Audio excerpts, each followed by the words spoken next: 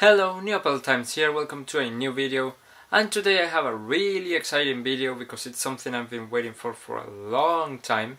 And as many of you will know, I used a 2012 MacBook Pro, which is a pretty good machine, but it's already running kind of late.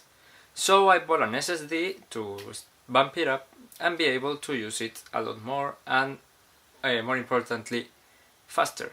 So today I had my friend Angel coming in, and you can check his channel somewhere around here, and he helped me change the SSD. So in this video I will guide you through the process that we took, and yeah, as always, if you have any questions you can drop them down below in the comments. So yeah, let's go.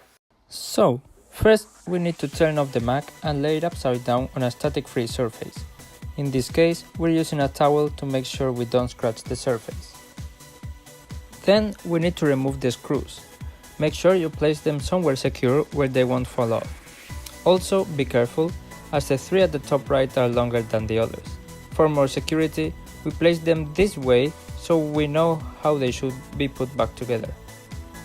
While we were there, we realized that the back cover of the Mac was quite dirty, so we decided to clean it. Next, disconnect the battery cable from the motherboard and remove the HDD holder. Next is to pull from the plastic lid to remove the HDD from its current place.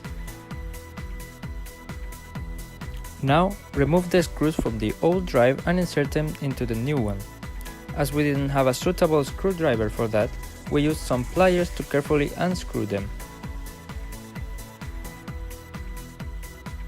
Next is to do everything in reverse. First, place the screw in the new drive. Then, place the disc holder again in place and reconnect the battery to the motherboard. Sadly, our recording stopped here and we didn't realize. Then, carefully place the lid on top and insert all screws in their place.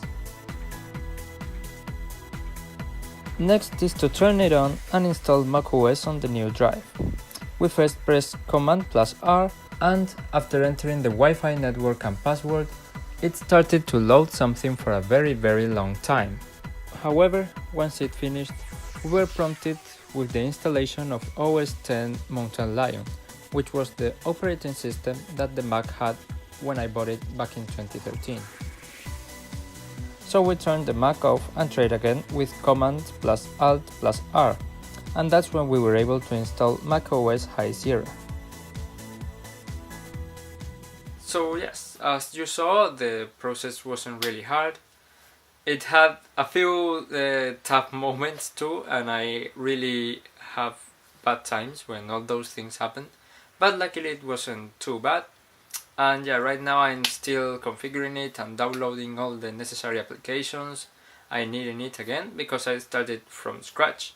Also, I would recommend you that if you do this and decide to start from scratch, which is my personal recommendation, I recommend you to get one of these. This is a case that allows you to use an HDD or an SSD from your laptop connected via USB or USB-C if you have a newer MacBook. This really helps because all the information is still here and you can access it, which is great. And of course, if you really want and you decided that you have transferred everything you want, you can wipe up the old drive and use it as a new external drive for anything you might want to. So yes, did you like the video? I hope so. If you did, please thumbs up. And if you have any question, don't hesitate on leaving it down below and I will do my best to answer. Also, if you liked what you saw, subscribe for more similar content coming twice a week. Thank you very much for watching and see you in the next one. Bye!